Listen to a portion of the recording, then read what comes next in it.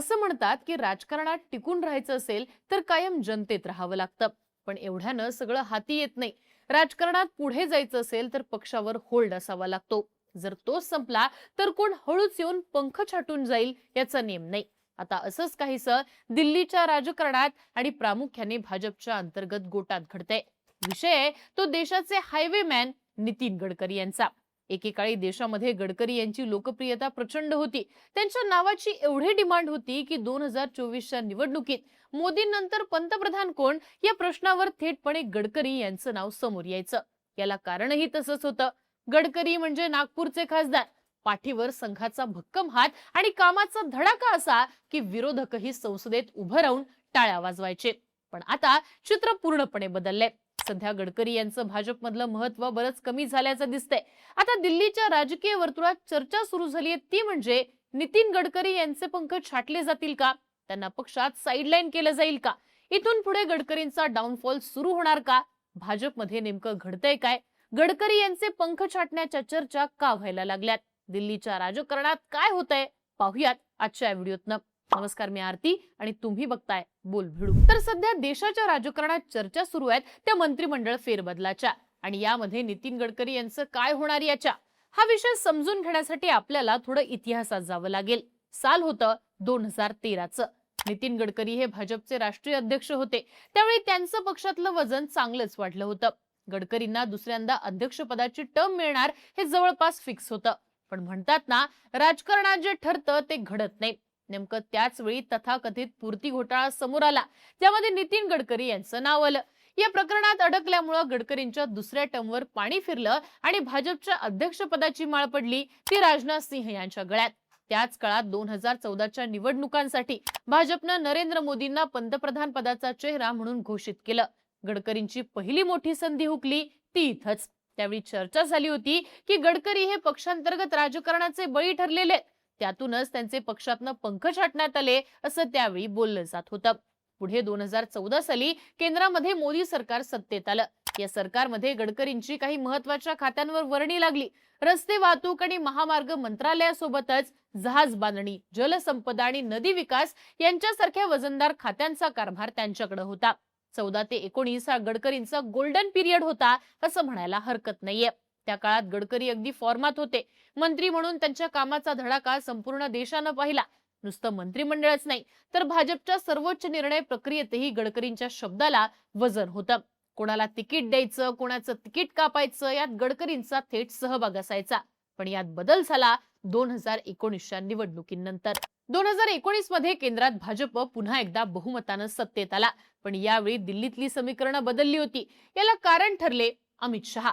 2019च्या विजयानंतर केंद्रीय मंत्रिमंडळात अमित शहा यांची ग्रँड एंट्री झाली. शहा त्यावेळी भाजपचे अध्यक्ष होते.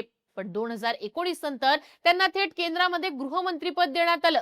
तेव्हापासूनच नितीन गडकरी हे हळूहळू भाजपच्या मुख्य प्रवाहातनं साइडलाईन होत गेले. खरं तर पंतप्रधान पदानंतर अर्थ, गृह, संरक्षण आणि परराष्ट्र ही केंद्रीय मंत्रिमंडळातली टॉपची खाती मानली जातात. पण नितीन गडकरी यांच्याकडे यापैकी एकही खातं नव्हतं.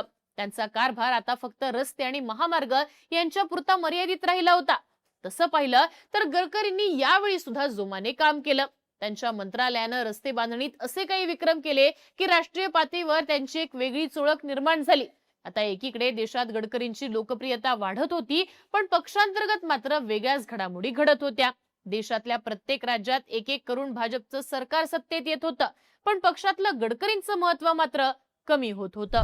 याच काळात म्हणजे ऑगस्ट 2022 मध्ये भाजपच्या वरिष्ठ नेतृत्वाने एक मोठा असा निर्णय घेतला. भाजपनं पक्षाची सर्वोच्च निर्णय घेणारी समिती, जिला संसदीय मंडळ किंवा केंद्रीय निवडणूक समिती म्हटलं जातं, तिची पुनर्रचना केली आणि या समित्यांमधनं नितीन गडकरी यांना डच्चू देण्यात आला. ही घटना साधी सुधी नव्हती. जो माणूस पक्षाचा माजी राष्ट्रीय अध्यक्ष राहिलाय, ज्याच्या पाठीवर थेट संघाचा हात असल्याचं म्हटलं जातं, त्याच व्यक्तीला पक्षाच्या सर्वोच्च निर्णय प्रक्रियेतनं बाहेर काढणं हा गडकरींसाठी एक खूप मोठा मेसेज होता. गडकरींचा पक्षात प्रमुख नेता म्हणून असलेला होल्ड इथंच मर्यादित झाला होता. गडकरींचे पंख दुसऱ्यांदा छाटण्यात आले. पुढे 2024च्या लोकसभेच्या निवडणुका आल्या.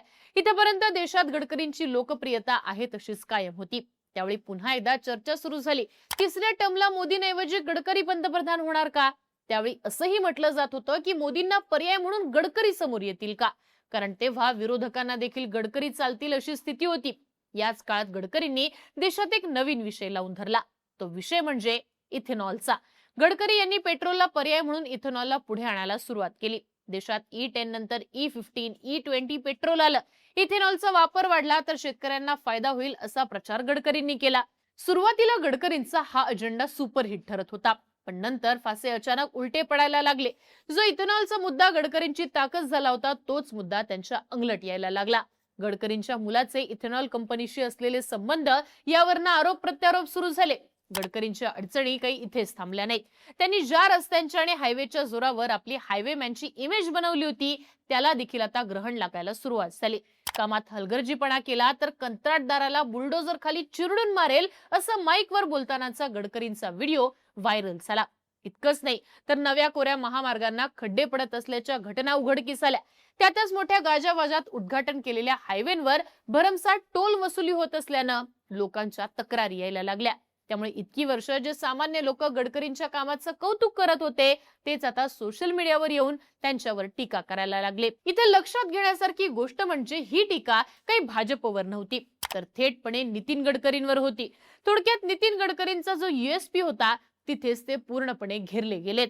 आता सध्या दिल्लीमध्ये काय घडतंय तर लवकरच केंद्रीय मंत्रिमंडळात मोठे फेरबदल होणार असल्याच्या चर्चा आहेत. यामध्ये सगळ्यात महत्वाचा प्रश्न आहे तो म्हणजे नव्या फेरबदलात गडकरींचं स्थान कुठे असेल. त्यांच्याकडे असलेलं रस्ते आणि वाहतूक मंत्रालय कायम ठेवलं जाईल की आता त्यांना मंत्रिमंडळातनं पूर्णपणे बाहेर करून मार्गदर्शक मंडळात पाठवलं जाईल.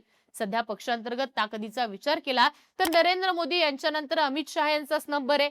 पश्चिम बंगाल, बिहार, राजस्थान, गुजरात, मध्य प्रदेश, देशात जिथं जिथं भाजपची सत्ता आहे तिथं अमित शहा यांच्या मर्जीतले मुख्यमंत्री आहेत. दुसरीकडे गडकरींकडे काय आहे तर रस्ते मंत्रालय, संघाचा पाठिंबा आणि नागपूरची खासदारकी.